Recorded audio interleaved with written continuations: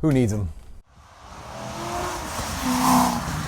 What's up everyone, this is Scott with Team 512 and I'm back with another video.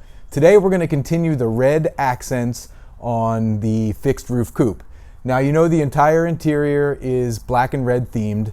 I have red stitching on the seats and the other leather parts inside of the car. And we painted the brake calipers red a couple months ago. And so now it's time to add a little bit more on the exterior in red. We're going to go ahead and install these red Corvette letters on the recessed area in the back of the bumper here. And I bought these letters specifically because they were advertised as the domed letter. So they are, well, let's open it up and take a look.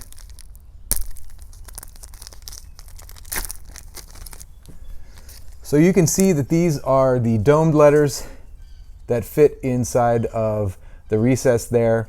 I don't believe they're actually going to stick out further than the bumper itself. It actually looks like they're going to sit right in that depression really nicely. So what I did was I washed the car. The back is clean. I used actually some adhesive remover from 3M to really clean out inside of each of these letters. And what I'm going to do next is just take some compressed air and make sure we blow out all of the dust and everything off the back of the car.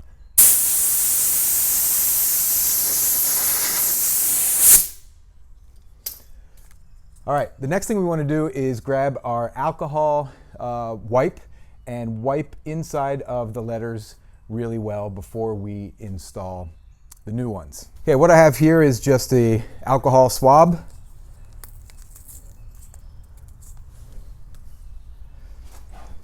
And we're going to go inside these letters really well and make sure we clean any wax, any dirt, any oils, anything that would prevent the letter from sticking. You can see there's a little bit of dirt on there. Not much. I think we did a pretty good job cleaning this.